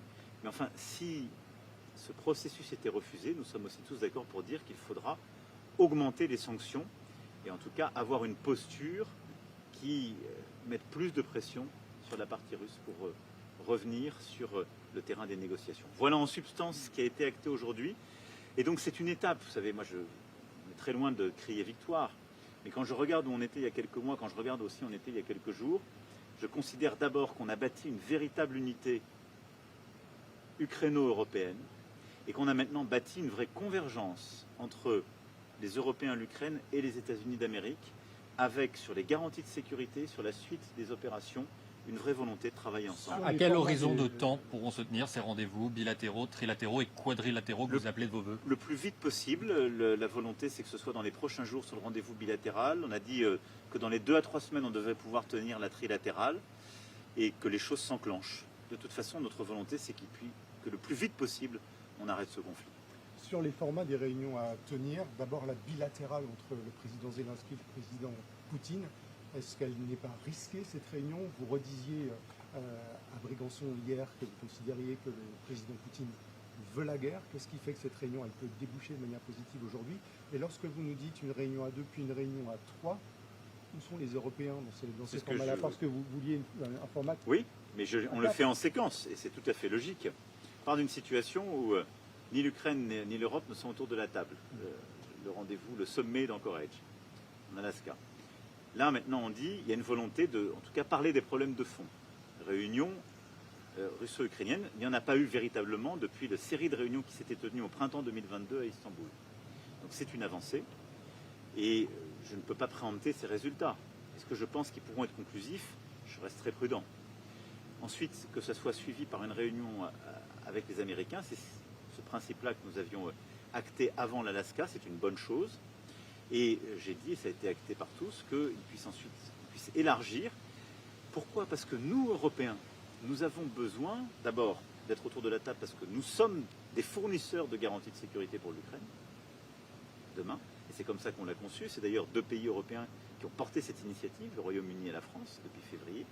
Et deuxièmement, c'est la sécurité des Européens qui est en jeu. Parce que si nous ne savons pas bien contenir l'armée russe, la puissance russe, sa capacité balistique, nucléaire, mais la masse de son armée aujourd'hui, qui, je le rappelle, est une armée d'1 300 000 hommes. C'est notre sécurité directement qui sera concernée. Et ce que je veux faire depuis maintenant plusieurs années, c'est remettre l'Europe autour de la table. L'Europe qui, pendant toute la guerre froide, était un sujet de discussion, mais n'a jamais construit sa propre architecture de sécurité. Cette architecture de sécurité a volé en éclats ces dernières années. Pas simplement avec la guerre en Ukraine et la guerre d'agression russe, elle a volé en éclats parce que aussi le traité, les différents traités qui structuraient notre sécurité, qui contenaient l'escalade des armements, eh bien, ou n'ont pas été respectés par les uns, ou ont été déchirés par les autres. Donc il faut rebâtir tout cela, ce sera tout le travail au-delà du conflit ukrainien, c'est pourquoi les Européens doivent être autour de la table. Du compte rendu. Après la rencontre en Alaska, Donald Trump a semblé cesser de faire du cessez-le-feu un préalable à un accord de paix et a insisté dorénavant sur un accord de paix. Avez-vous le sentiment, au terme de vos échanges aujourd'hui, de l'avoir ramené vers votre lecture sur ce sujet? Non, enfin, nous on a toujours, on ne va pas inverser les rôles, nous Européens on a toujours dit on veut un accord de paix robuste et durable. Ce sont les États-Unis d'Amérique qui ont demandé en février un cessez-le-feu. Notre crainte était qu'il ne soit pas suivi d'une paix durable et donc c'est pour ça qu'on a dit sécurité, garantie de sécurité. L'Ukraine a accepté le principe d'un cessez-le-feu. Depuis le mois de mars, c'est la Russie qui le refuse. Qu'est-ce qui s'est passé en Anchorage? La Russie a à nouveau dit on refuse un cessez-le-feu. Mais le président Trump a eu la conviction qu'il pouvait rapidement conclure un traité de paix avec le président Poutine. Les événements vont nous le montrer. Simplement, je crois qu'il est convaincu maintenant, et le président Poutine le lui a redit, nous lui avons tous redit, qu'on ne peut pas discuter un traité de paix qui prend quand même plusieurs jours, voire plusieurs semaines, sous les bombes. Et qu'il a plusieurs fois lui-même exprimé une volonté aussi humanitaire d'arrêter les tueries et d'arrêter ce qui se passe contre les civils. Et donc, à cet égard, qu'il y avait besoin d'avoir justement aussi une trêve. Vous parliez des sanctions. Deuxième question, le journal Financial Times, cet après-midi, publie un article selon lequel les Ukrainiens proposaient d'acheter pour 100 milliards de dollars d'équipements militaires américains et comme condition, en quelque sorte, aux garanties de sécurité américaines. Est-ce que c'est quelque chose qui a été évoqué aujourd'hui? Non, pas du tout. Non, ça n'a pas du tout été évoqué, on est très loin de ça. De toute façon, les choses sont simples. Le jour où il y a des garanties de sécurité à bâtir, il faudra des gens pour les assurer, d'abord des armées, des capacités de formation. Et puis sur les équipements, tout le monde aura une contribution à avoir.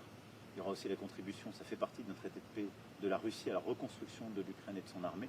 Donc tout ça sont des paramètres qui ne sont pas encore discutés. Vous parliez des sanctions, Monsieur le Président. Est-ce que Donald Trump vous a confirmé qu'il y était favorable si toutefois Vladimir Poutine refusait de s'engager dans un processus de paix? Sa volonté, vous l'avez compris, c'est de ne pas forcément le faire, même s'il a mis ce qu'on appelle des sanctions secondaires sur l'Inde et ce qui est en particulier pratiqué par l'Inde sur le rachat et le raffinement du pétrole russe. Et on considère que ça a eu beaucoup d'effets.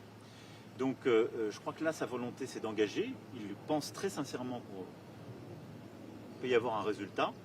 Mais la discussion, justement, a abordé l'hypothèse où un résultat ne serait pas obtenu, l'hypothèse où la Russie ne voudrait pas sincèrement s'engager dans un tel processus. Et il a à ce moment-là marqué sa volonté et sa disponibilité à mettre ce qu'il appelle, lui, des tarifs primaires et secondaires, mais ce qui sont en effet ce qu'on appelle, nous, des sanctions. Vous aviez fait des garanties de sécurité une priorité. Ce soir, pardon. Oui. Si la réponse à ce qui s'est passé aujourd'hui de Vladimir Poutine, c'est une nouvelle pluie de drones et de missiles sur l'Ukraine, qu'est-ce qu'il faut lui répondre? Mais je l'ai dit tout à l'heure dans le bureau ovale au président Trump, quand on s'est reparlé après, et nous sommes plusieurs à lui avoir dit. Vous parliez au président Poutine, il était en train de bombarder l'Ukraine. Donc ça montre d'abord la nécessité d'arrêter les massacres, la nécessité d'une trêve. Et ça montre aussi, à un moment donné, les faits disent les intentions. Aujourd'hui, la Russie, dans les faits, elle continue la guerre, elle l'intensifie, elle mène une guerre contre les civils ukrainiens aussi, et elle ne donne aucun signal de vouloir sincèrement la paix. Et l'expérience que nous avons sur les 15 dernières années de M. Poutine, président Poutine dans son approche, c'est qu'à chaque fois qu'il peut gagner par la guerre, qu'il pense qu'il peut gagner par la guerre, il ne négocie pas la paix. C'est ça la réalité. C'est pour ça que je dis, et j'ai redit hier, vous avez un président américain, des présidents européens, un président ukrainien qui veulent la paix. J'ai, pour ma part, les plus grands doutes quant à la réalité, une volonté de paix de la part du président russe. Parce que aussi longtemps qu'il pense qu'il peut gagner par la guerre, il le fera. Et que son objectif final, c'est de prendre le maximum de territoire, c'est d'affaiblir l'Ukraine et d'avoir une Ukraine qui n'est ou pas viable seule ou dans le giron russe. C'est à peu près évident pour tout le monde. Et donc nous, notre objectif, c'est simple, d'avoir la paix le plus vite possible, de faire respecter le droit international de la souveraineté ukrainienne, donc d'avoir le moins de pertes territoriales pour l'Ukraine possible, et surtout d'aider l'Ukraine à résister à toute nouvelle agression, d'avoir une Ukraine qui a choisi l'Europe, de pouvoir continuer à choisir l'Europe librement, et de garantir la sécurité des Européens. C'est ça, ces fameuses garanties de sécurité dont nous avons besoin. Pour l'Ukraine aujourd'hui, demain, et pour nous, Européens, parce que c'est notre sécurité qui se joue. Vous aviez fait des garanties de sécurité une priorité avant de venir. Le président Trump a dit qu'il était prêt à s'y engager, et ce soir, il dit même qu'il est prêt à les coordonner. Très concrètement, qu'est-ce que cela veut dire? Qu'est-ce que vous attendez comme engagement concret de la part des États-Unis pour ces garanties de sécurité? D'abord, je le dis, on a progressé, mais je serai encore très prudent, parce que tout ça est éminemment complexe, plein de détails, et il faut travailler sur la matérialité des choses. Je vous le dis, les garanties de sécurité, ce que je disais tout à l'heure, nous les avons travaillées. Il y a eu une garantie de sécurité, ce que je disais tout à l'heure, nous les avons travaillées. Il y a eu un travail depuis le mois de février coordonné par les chefs d'état-major britanniques et français. C'est le format d'une armée ukrainienne qui puisse résister et même dissuader toute agression russe, c'est-à-dire une armée de plusieurs centaines de milliers d'hommes, que nous allons devoir équiper, former, maintenir dans la durée. C'est ensuite des forces de réassurance que les alliés sont prêts à fournir, mer, terre et air, et qui, sur certaines zones, garantissent justement qu'il n'y ait pas d'intrusion, qui ne sont pas des zones chaudes. L'objectif de ces forces de réassurance, ce n'est pas d'être des garants d'opérations de maintien de paix, ce ne sont pas des forces qui tiendront la frontière, mais elles signent un soutien stratégique et elles préserveront dans la durée cela. Donc tout ça, on l'a travaillé, on a le contenu. Je sais dire ce que... Ça veut dire pour la contribution américaine. Et ça, je ne sais pas y répondre puisqu'on commence le travail demain. Ce que je savais, que les États-Unis fassent le plus possible, parce que c'est ce qui nous permettra d'alléger le fardeau européen, et que les États-Unis apportent aussi leurs garanties, parce que c'était ça le vrai point d'interrogation. Et pour beaucoup de collègues européens, parce que cette discussion, en fait, on l'a commencée en février 2024 à Paris, lorsque j'ai dit qu'on devait justement recréer de l'incertitude stratégique. Donc on l'a commencé bien avant la coalition des volontaires. Et le point d'achoppement pour beaucoup de partenaires, c'était de savoir ce que feraient les Américains. Parce que c'était la nécessité de savoir si les Américains étaient engagés dans une telle opération. Ces derniers jours, les Américains ont marqué leur disponibilité et leur volonté de rentrer dans cette coalition. En tout cas, de travailler avec la coalition des volontaires et de travailler sur les garanties de sécurité. D'abord, je pense qu'il faut faire attention. L'article 5, il est propre à l'OTAN, qui est une organisation. On sait que les États-Unis eux-mêmes ont dit qu'ils ne souhaitaient pas que les Ukrainiens rentrent dans l'OTAN. Ensuite, il n'y a pas d'automaticité. Le même président américain l'a rappelé sur l'article 5. Je pense qu'il faut être très prudent. Et il faut être très prudent parce que c'est ce qu'on doit aux Ukrainiens et ce que nous nous devons à nous-mêmes. Vous savez, tout le monde a oublié. Mais l'Ukraine était une grande puissance nucléaire. La communauté internationale l'a convaincu de se dessaisir de ses armes nucléaires en 1994 dans un accord de Budapest où la Russie, je l'ai rappelé tout à l'heure au président Trump, la Russie s'est engagée par écrit à ne jamais agresser l'Ukraine. Donc ça pour dire que les engagements de non-agression de la Russie ne valent rien. Elle l'a écrit, elle l'a signé, elle l'a ratifié en 2004, elle a fait le contraire 10 ans plus tard.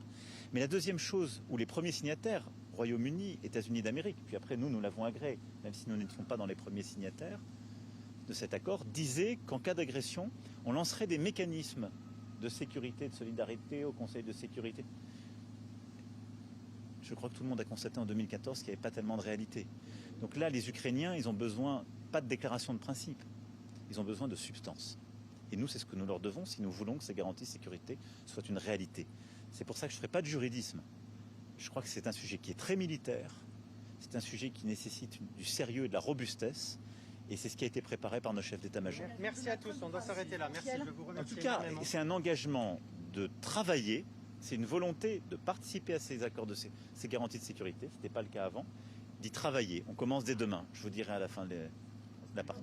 Sur la cession des territoires ukrainiens, que vous a dit Donald Trump sur ce point? On n'a pas parlé de ce sujet du tout aujourd'hui. Et pour deux raisons. D'abord parce qu'on a dit la priorité c'est les garanties de sécurité. Ensuite on a dit c'est ce qui doit être discuté en bilatéral, en trilatéral. Voilà. Merci à vous. Merci beaucoup. Merci et un bon courage. On continue. C'est loin d'être fini comme vous l'avez compris.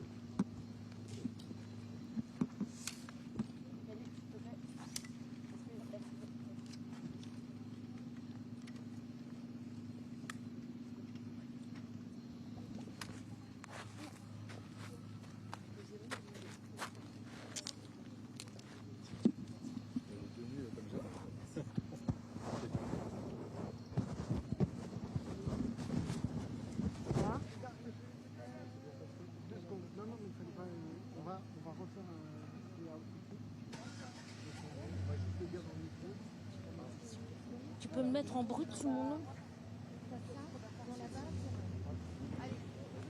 Qu'est-ce qui s'explose?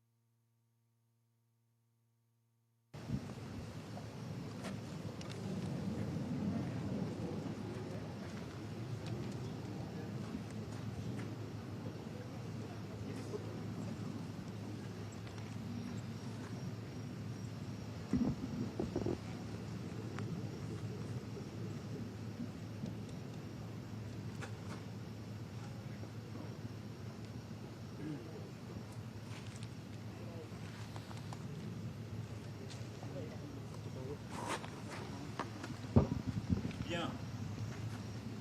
Vous allez bien? Merci d'être là. Alors, je suis à vous. Bonsoir Monsieur le Président. On attendait beaucoup de cette journée. Est-ce qu'elle a produit les résultats que vous espériez? Je pense qu'en tout cas, cette journée est importante et elle marquera de manière certaine le cours de l'évolution de ce conflit. D'abord par sa configuration inédite, parce que nous nous sommes retrouvés donc avec le président Trump, le président Zelensky et plusieurs dirigeants européens, avec la présidente de la Commission et le secrétaire général de l'OTAN donc à la Maison Blanche pour parler de la suite. Tous, nous avons un accord, nous voulons la paix. C'est ce qui nous unit. Nous avons agréé plusieurs lignes qui sont importantes et qui n'étaient pas aussi claires, je dois dire, il y a quelques jours ou quelques semaines. La première, pour moi, la plus importante, c'est l'engagement américain de travailler avec nous sur les garanties de sécurité. En février, lorsque j'ai réuni plusieurs leaders européens autour du président Zelensky, au moment où un doute naissait, où on avait l'impression que la paix pourrait être bradée, afin de construire justement ces garanties de sécurité, le chemin était long. On a bâti cette coalition des volontaires depuis février. Elle réunit maintenant 30 pays et il a été acté aujourd'hui que nous allons travailler avec les États-Unis d'Amérique sur le contenu de ces garanties de sécurité et les coopérations que les uns et les autres sont prêts à apporter. J'ai pu d'ailleurs revenir cet après-midi sur le contenu de ces garanties de sécurité, qui sont une armée ukrainienne robuste, qui puisse résister à toute tentative d'attaque et qui la dissuade, et donc pas de limitation en nombre, en capacité, en armement, etc. Et puis ce sont aussi des forces de réassurance en mer, dans les airs et sur terre, que les alliés sont prêts à apporter à l'Ukraine, et donc ce sont des choses concrètes, robustes, solides. Ça, c'est le premier point qui a été acté aujourd'hui, et un processus qui est lancé, et qui va dès demain commencer, et qui sera conduit par nos conseillers diplomatiques, conseillers de la sécurité, et par nos chefs d'état-major, et les chefs d'état-major de nos armées. Tout ce travail a déjà été préparé, vous le savez, sous la coordination des chefs d'état-major britanniques et français, et nous l'avions présenté en juillet entre nous. Le deuxième élément, c'est le principe d'une série de rencontres, et la nécessité que les tueries cessent pour ces rencontres. Appelons-le trêve ou cessez-le-feu, mais on ne peut pas discuter sous les bombes. Ça a été confirmé par tous. Et à l'issue de notre première réunion, un appel s'est tenu entre le président Poutine et le président Trump. Et il a été acté qu'il y aurait d'abord la volonté de bâtir une séquence bilatérale entre le président Zelensky et le président Poutine, dans un endroit qui va être déterminé dans les prochaines heures, et qui sera suivi d'une réunion trilatérale avec le président Poutine, le président Trump, le président Zelensky. Je souhaitais que d'ailleurs tout ça soit suivi dans le processus, d'une réunion qui inclura les Européens et d'ailleurs aussi les Turcs, c'est-à-dire tous ceux dont la sécurité est directement concernée par les suites de ce conflit. Et c'est, je crois, là une série de rendez-vous qui vont pouvoir scander la suite des opérations. Enfin, le président Trump croit dans sa capacité à obtenir un accord, croit aussi que le président Poutine souhaite un tel accord de paix, et moi je m'en félicite et je veux le croire après les réunions qu'ils ont eues. Mais enfin, si ce processus était refusé, nous sommes aussi tous d'accord pour dire qu'il faudra augmenter les sanctions et en tout cas avoir une posture qui mette plus de pression sur la partie russe pour revenir sur le terrain des négociations. Voilà en substance ce qui a été acté aujourd'hui.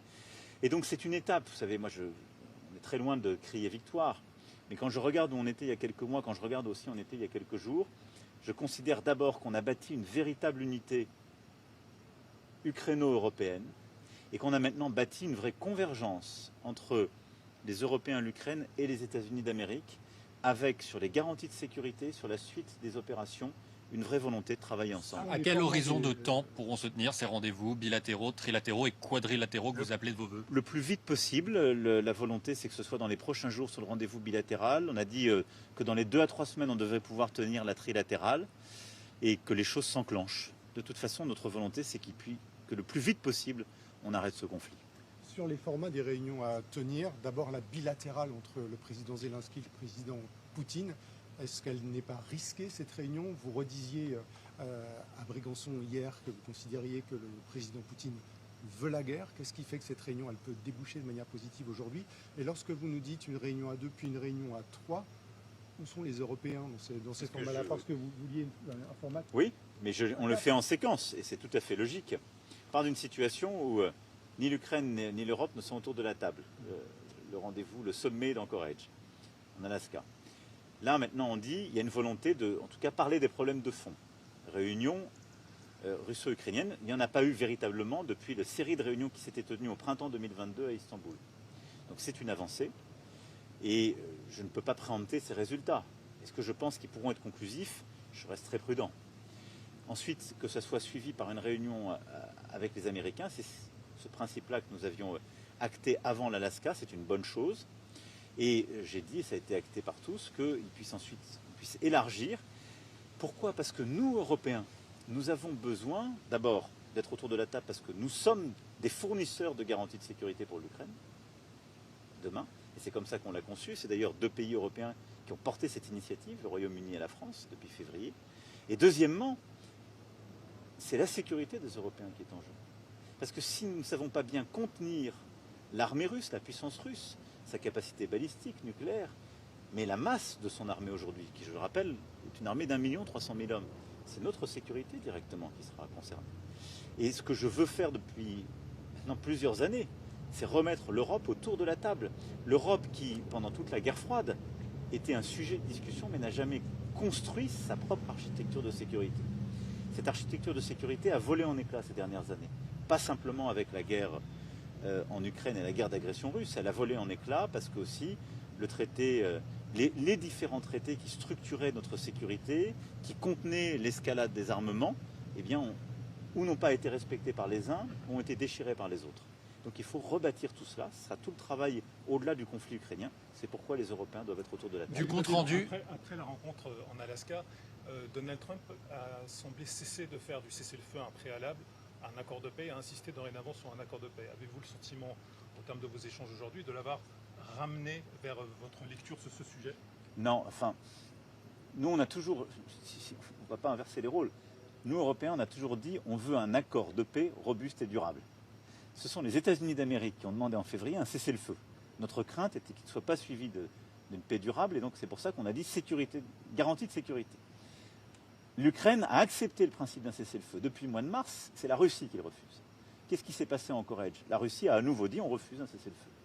Mais le président Trump a eu la conviction qu'il pouvait rapidement conclure un traité de paix avec le président Poutine.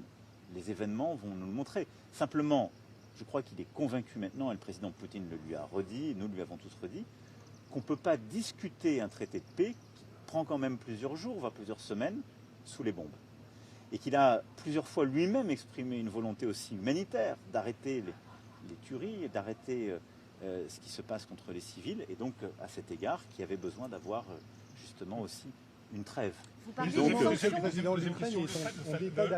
journal Financial Times, cet après-midi, publie un article selon lequel les Ukrainiens proposaient d'acheter pour 100 milliards de dollars d'équipements militaires américains comme condition, en quelque sorte, aux garanties de sécurité américaines.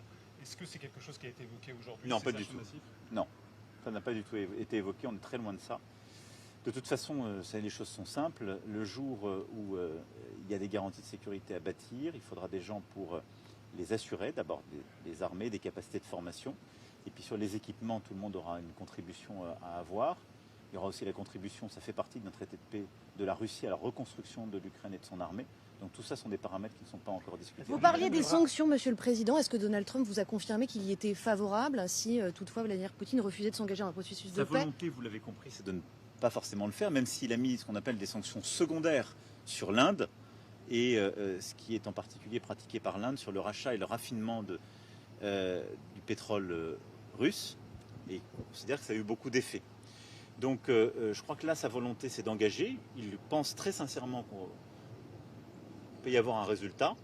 Mais la discussion, justement, a abordé l'hypothèse où un résultat ne serait pas obtenu, l'hypothèse où la Russie ne voudrait pas sincèrement s'engager dans un tel processus, et il a à ce moment-là marqué sa volonté et sa disponibilité à mettre ce qu'il appelle lui des tarifs primaires et secondaires, mais ce qui sont en effet ce qu'on appelle nous des sanctions. Vous aviez fait des garanties de sécurité une priorité.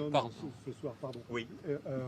Si la réponse à ce qui s'est passé aujourd'hui de Vladimir Poutine, c'est une nouvelle pluie de drones et de missiles sur l'Ukraine, qu'est-ce qu'il faut lui répondre? Mais je l'ai dit tout à l'heure dans le bureau ovale au président Trump, quand on s'est reparlé après, et nous sommes plusieurs à lui avoir dit, vous parliez au président Poutine, il était en train de bombarder l'Ukraine. Donc ça montre d'abord la nécessité d'arrêter les massacres, la nécessité d'une trêve. Et ça montre aussi, à un moment donné, les faits disent les intentions. C'est tout. Aujourd'hui, la Russie, dans les faits, elle continue la guerre, elle l'intensifie, elle mène une guerre contre les civils ukrainiens aussi, et elle ne donne aucun signal de vouloir sincèrement la paix. Et l'expérience que nous avons sur les 15 dernières années de M. Poutine, président Poutine dans son approche, c'est qu'à chaque fois qu'il peut gagner par la guerre, qu'il pense qu'il peut gagner par la guerre, il ne négocie pas la paix. C'est ça la réalité. C'est pour ça que je dis, et j'ai redit hier, vous avez un président américain, des présidents européens, un président ukrainien qui veulent la paix. J'ai pour ma part les plus grands doutes quant à la réalité d'une volonté de paix de la part du président russe. Parce que aussi longtemps qu'il pense qu'il peut gagner par la guerre, il le fera. Et que son objectif final, c'est de prendre le maximum de territoire, c'est d'affaiblir l'Ukraine et d'avoir une Ukraine qui n'est ou pas viable seule ou dans le giron russe. C'est à peu près évident pour tout le monde. Et donc nous, notre objectif, c'est simple, d'avoir la paix le plus vite possible, de faire respecter le droit international de la souveraineté ukrainienne, donc d'avoir le moins de pertes territoriales pour l'Ukraine possible, et surtout d'aider l'Ukraine à résister à toute nouvelle agression, d'avoir une Ukraine qui a choisi l'Europe, de pouvoir continuer à choisir l'Europe librement, et de garantir la sécurité des Européens. Et c'est ça, ces fameuses garanties de sécurité dont nous avons besoin.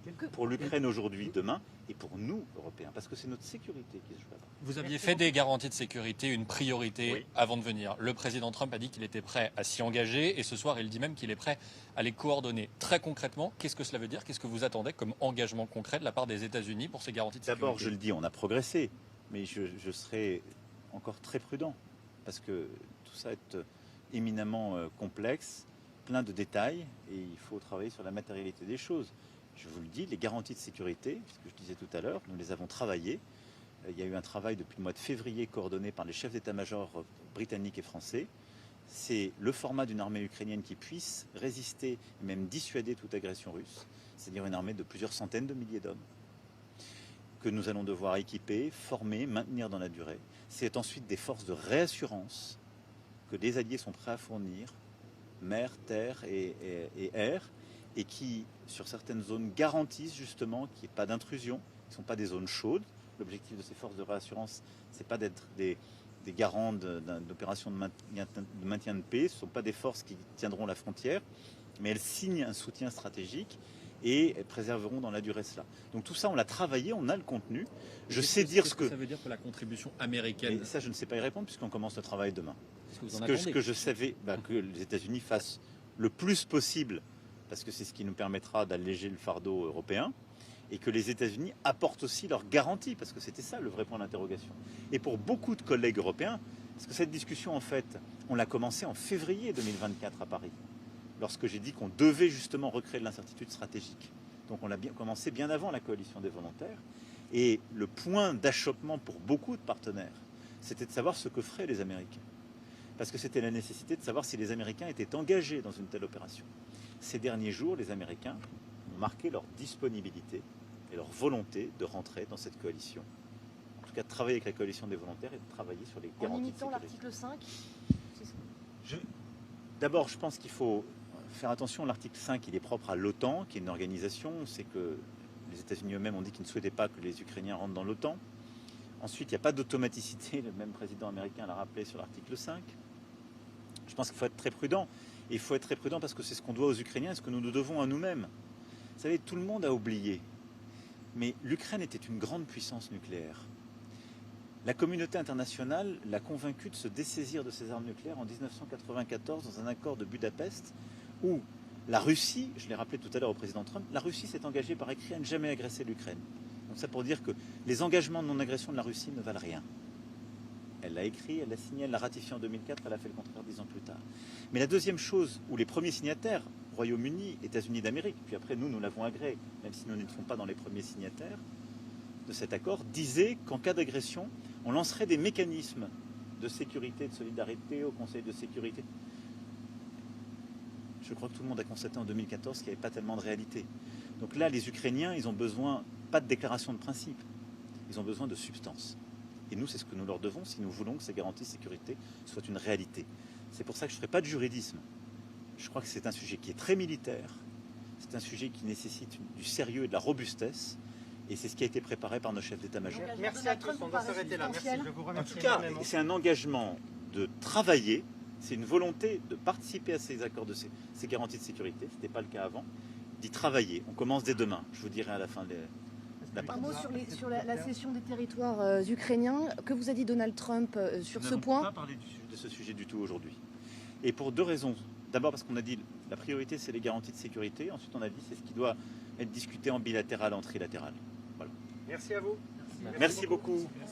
Merci et un bon courage. On continue. C'est loin d'être fini comme vous l'avez compris.